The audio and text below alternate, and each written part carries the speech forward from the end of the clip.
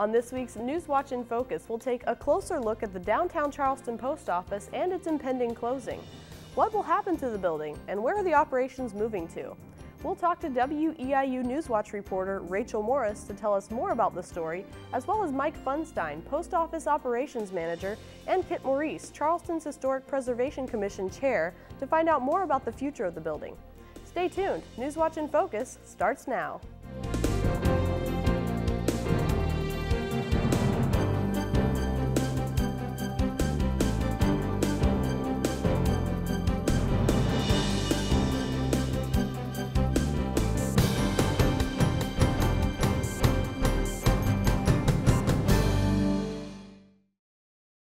Welcome and thanks for joining us for Newswatch in Focus. I'm your host, Kate Pleasant.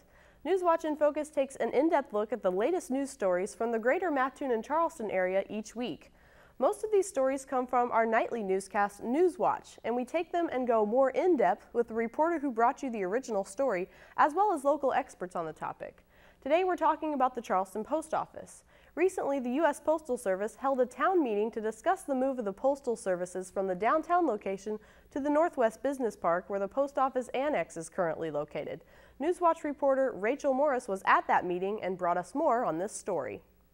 Calvin Smith has lived in Charleston most of his life and says it'd be a shame to see the historic downtown post office gone for good. This has always been a hub where people can not only pick up their mail, but they can socialize some. Which is why Smith attended Tuesday night's meeting discussing the move of downtown postal services to the newer post office on Windsor Road. One of the biggest concerns discussed was the inconvenience this may cause for students and residents who don't have cars. Look at it from the point of view of the patron and not the postal service. But postal officials say with huge budget cuts, operating costs for two post offices is just not feasible. Faced with decisions that have an immediacy to them, we're looking at what is the best for the Postal Service without seriously interfering with the services that we offer here in Charleston. It's just a very costly building to keep running. And the other building, of course, is only about 10 years old. This move means the almost 100-year-old post office building may soon have a new owner. City officials hope to find a buyer who can preserve some of the history as well as some of the services. The Preservation Commission was actually approached by two different parties whose interest is in rehabilitating it, putting a business in here. My hope is that they'll find a vendor in the community that will be able to provide some of these services to our residents closer to the center of town. But some residents still have doubts this building will stick around for much longer. With the economy the way it is now, I don't believe you're going to find a buyer other than somebody who wants to tear it down and put a new building up. Now, to add to Rachel's story, officials say since the building has designation as a historic site, there are guidelines that have to be followed. They have 2 years to find a historic preservation buyer. However, if no one is found within that 2-year limit, the post office will then have permission to sell to any buyer.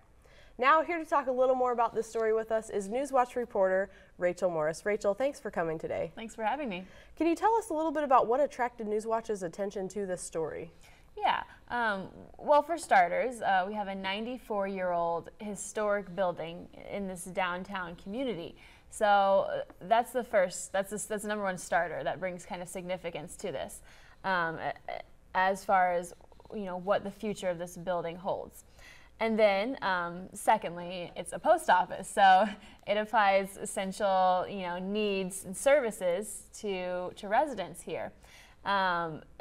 The other thing that really caught our attention was the location, and it being downtown, being an older building, and possibly all of its services being moved.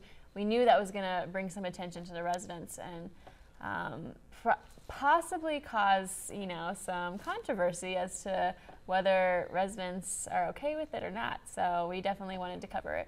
And you talked to a couple residents in your story. I remember you talked to Calvin Smith, and what were their, he said you'd hate to see a historic preservation, possible project go, but is that kind of the concerns you were hearing across the board?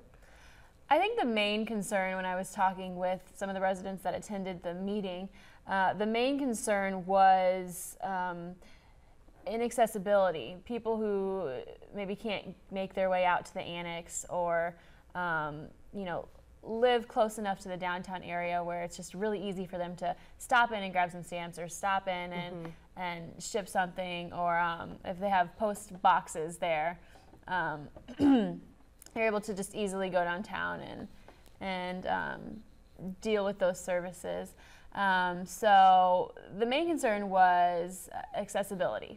I didn't hear a whole lot of concern from residents about, per se, preserving the historic building. The historic aspect. I think the main concern was keeping some type of services in the downtown area so that residents who maybe can't get out to the annex can still have some type of service downtown. Okay. And right now they're actually going to leave the post office boxes at the post office until they determine what's going to be done with that building. But do you think, after talking or seeing with that meeting, do you think there's going to be a solution that will appease everybody?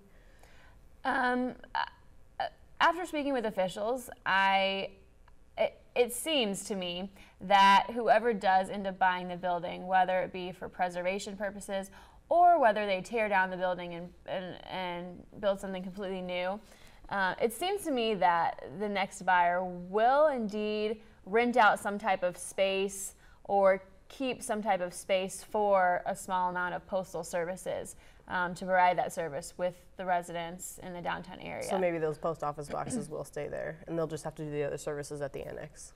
Yeah. If I had to guess, I think that would be the case. Okay.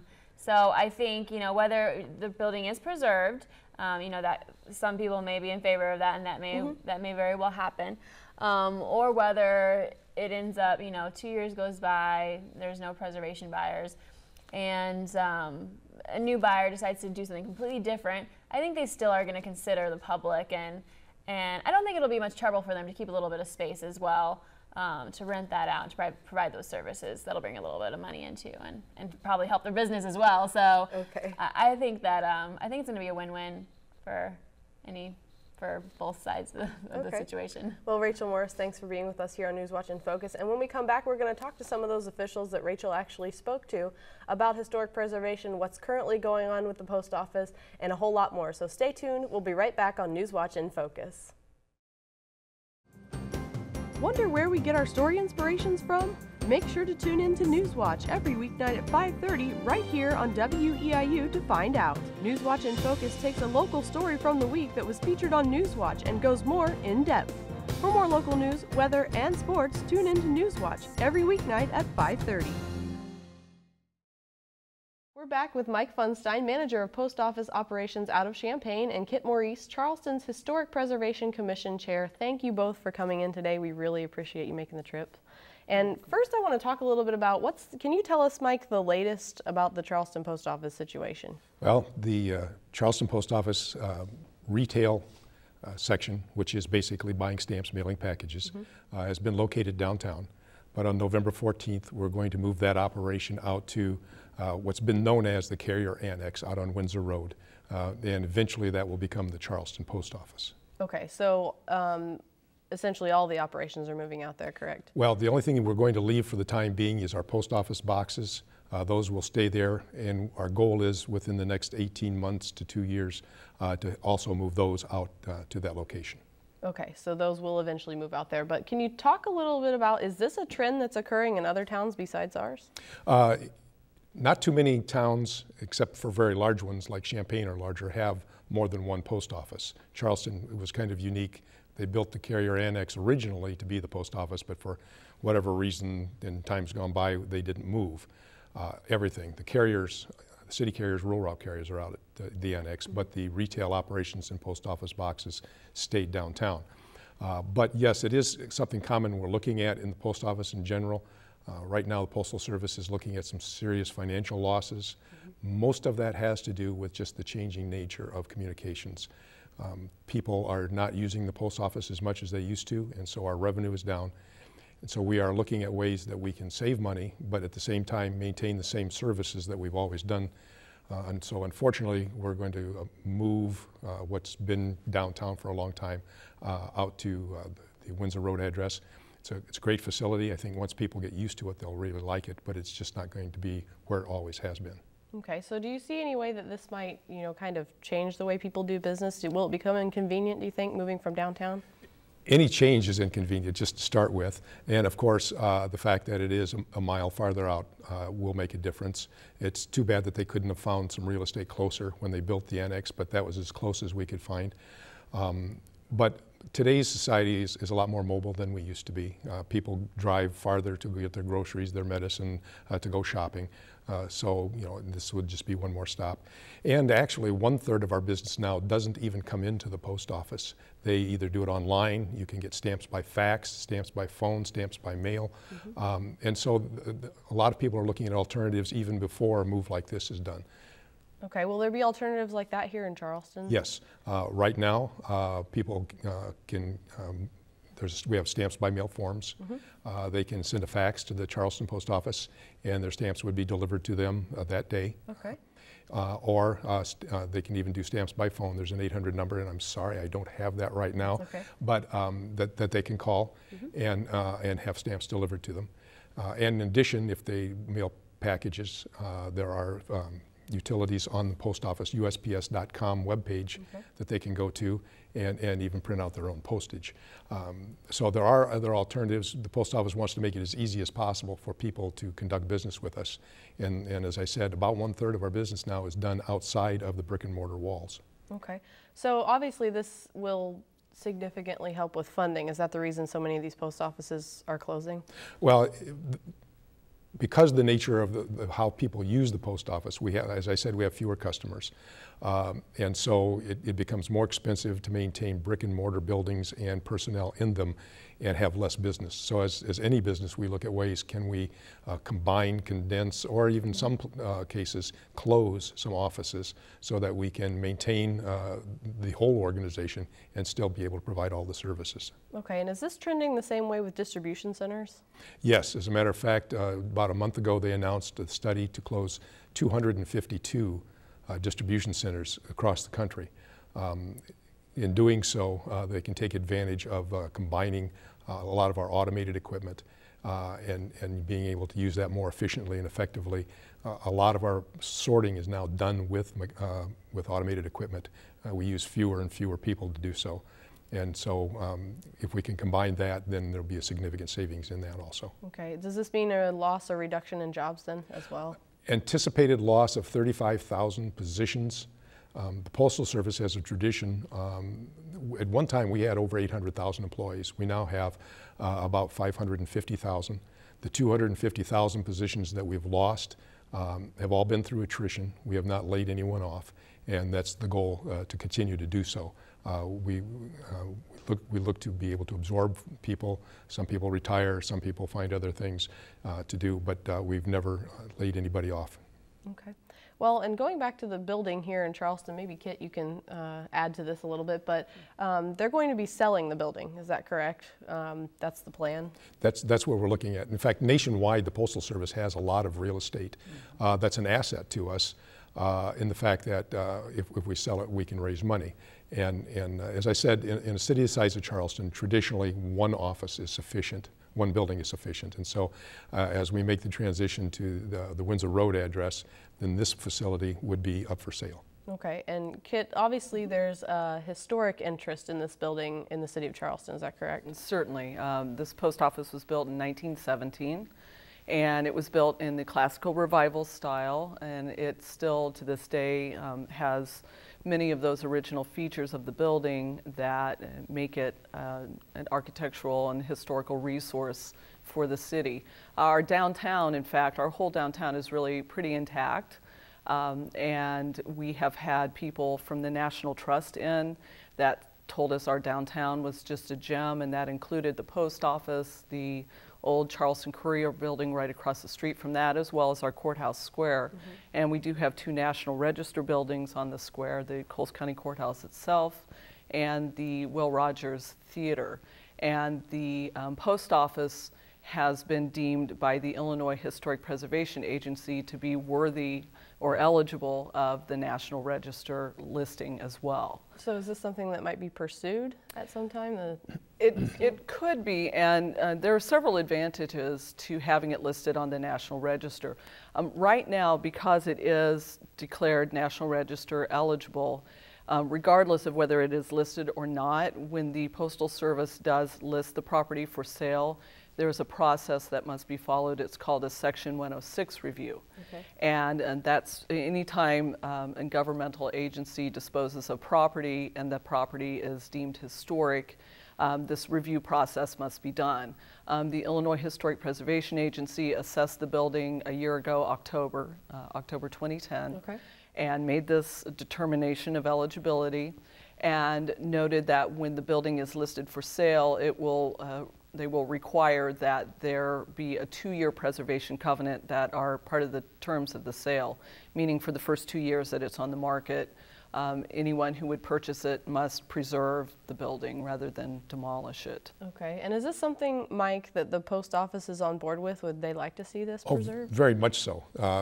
The Postal Service is part of America, has been since Benjamin Franklin, and so we take a great deal of pride of being part of our history, and our architecture in a lot of our buildings is very significant to local communities. So yeah, we're big fans of selling it and renovating it and keeping it as it is. Okay, and Kit, can you talk a little bit about maybe the feeling around town about this building, what you've been hearing? Sure. Well, and you know, there are kind of two different things going on here with the building. As Mike noted earlier, when the annex, well, what we used to call the annex, was built, and it was thought then that all the operations would move there, but there was such an outcry from residents of Charleston in moving the post office out to what they saw was a much less convenient location than downtown. And that, I think, is a big reason why the services that have existed there for the last several years have stayed there. But additionally, then there are people who see the building for its architectural and historical merit. So there's really kind of two schools of thought there. Some want to see it downtown for its convenience, and others are recognizing it as a historical resource. I do know that to this day there are still people who are very concerned about moving, and I know that's something that the USPS is aware of. And as you say, though, change is always difficult, and people do eventually learn to adapt. But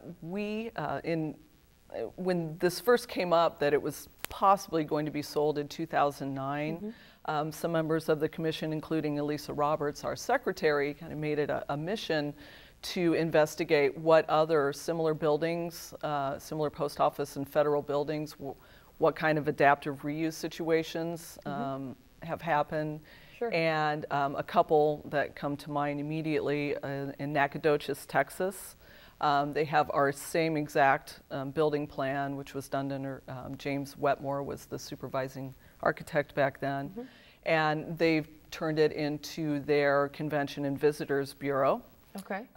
And they also have on the loading dock, they have live music on Friday and Saturday nights. And so it's really become kind of a community center, community gathering point, as well as an appeal for tourism and cultural tourism especially. Also, one of the more exciting rehabs that we came across was Doty and Miller Architects in Bedford, Ohio. Again, the same building.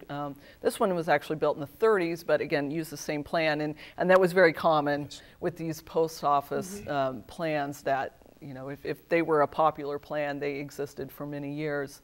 That has been turned into an architectural firm, and it also got gold LEED certification for the energy efficiency embodied in the building. And sustainability is another issue in the preservation and basically architectural community that is sometimes overlooked when you're talking about what can I do with an old building. Because obviously old buildings have the inherent issues that come with old buildings, lead paint, possibly asbestos, you know, mold, things like that.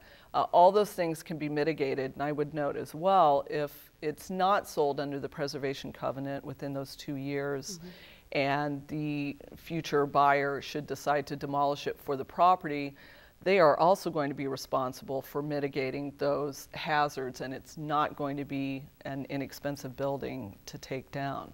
But however, a building like that, using newer technologies, and again, especially the new LEED standards, they were able to with the Bedford, Ohio example, to save 75% of the original fabric of the building and divert 85% of the demolition from the waste stream. So that's huge when you look at sustainability. Kind of a mantra in the preservation community is the greenest building is one that is already here. Okay. Okay. So are you hearing, either or both of you, hearing of any interested buyers that might be interested in preserving a building like this? The commission was approached by 2 different parties earlier this year when this came up again, that it might be going back on the market because because the building isn't even officially listed yet. There's not much we can really say, and they don't want to be, they don't want their identities divulged until they've had time to look into what would be possible. But there are people out there that are watching and waiting to see what happens with this building. And of course, they're interested in what is the asking price and what kind of rehabilitation would it need. One thing I want to note here, though, if it were listed on the National Register, somebody who were to purchase it to use it for commercial or retail use could be eligible for the federal tax credit program, which is quite a large incentive, especially for a fairly major rehabilitation of an old building. So are these local interests? Is this local interest or is it outside? They were both local parties, yes. So there is a large community of people that would like to see this stick around. I think so, and I know too the USPS has talked about the possibility of renting back some space so there could still be some retail services in a more central location, possibly not that building, but, and I can't really speak to that. I should let Mr. Funstein speak to that, but yeah, certainly people want to see, and again, it really anchors the north part of our downtown. All along Madison, which is not there anymore, there used to be 2- and 3-story buildings. So what you see on our square actually extended down a couple more blocks to the north. All those were lost in the 1950s, 60s, 70s. So the post office and the old Courier building across the street are really the last vestiges of our downtown on the northern end in its heyday. So we would really hate to see something happen to those buildings. Okay. And Mike, she did mention something about retail space and rental. Is that something that has been considered? We have been actively looking in some downtown businesses. There have been some expression of interest in doing some basic postal services, selling stamps, maybe even taking packages. And even right now, County Market in Charleston sells stamps. So as I said before, there are a wide variety of places that you can get postal services without going to the post office. And we hope to be able to announce maybe in the next month or two some other additional outlets here downtown. Okay, so there are going to be some convenience for those that are worried about that here in the city of Charleston. We hope to. And of course, it depends on if somebody has the interest in maintaining that too, but certainly we are looking for that. And that doesn't take anything away from the postal service itself? When we sell stamps, Postal Service coffers get the money regardless of who sells them. Right. And we were talking earlier off camera about funding, and they were telling me that, the U.S. Postal Service is not, in fact, funded by taxpayer money? Not since the 70s. We have not used any taxpayer money. It's user fees, people buying stamps, mailing packages. And once again, that's one of the reasons that our financial conditions are a little shaky right now, simply because people are not mailing as much as they used to. Electronic media has taken away a lot of our business. What we do very, very well. We've got some of our best service scores that we've ever had, but we take 3 days to get a letter to Los Angeles. Electronic media can get it there in 3 seconds. Right. And so sometimes we lose out to that, not because we don't do it well, but because they can do it faster. Now, do other parcel services factor into that as well? I mean, FedEx's and, USPS and UPS. They have not found a way to transport parcels yet over the electronic media. So the package business, both UPS, FedEx, and the Postal Service is thriving. In fact, we have cooperative agreements with FedEx and UPS that we deliver parcels the last mile. They drop them off at the post office, we finish and deliver them. Okay. So it's kind of a win-win situation for both businesses. Okay. Well, I appreciate you, Mike and Kit, both for coming to talk to us here at Newswatch in Focus, as well as Newswatch reporter Rachel Morris for bringing the Charleston Post Office in focus for us. We hope you'll join us again next week for another in-depth look at the latest news in the Charleston and Mattoon area on Newswatch in Focus. I'm your host, Kate Pleasant. Thanks for watching. Thanks for tuning in to Newswatch in Focus. Is there a news story happening in your community? Let us know about it. You can email our newsroom at news@weiu.net. Call us at 581-2911 or write to us at 600 Lincoln Avenue, Charleston, Illinois 61920. Your story could be featured on Newswatch or right here on this show, Newswatch in Focus. For more news all the time, visit our website at WEIU.net. Thanks for watching. Thanks for watching Newswatch in Focus. Did you know full episodes of our show are available on YouTube? Go to www.youtube.com/WEIU-TV and click on the Newswatch in Focus playlist. Each week we'll put a new episode of Newswatch in Focus online. For more information and news, visit our website at WEIU.net 24 hours a day.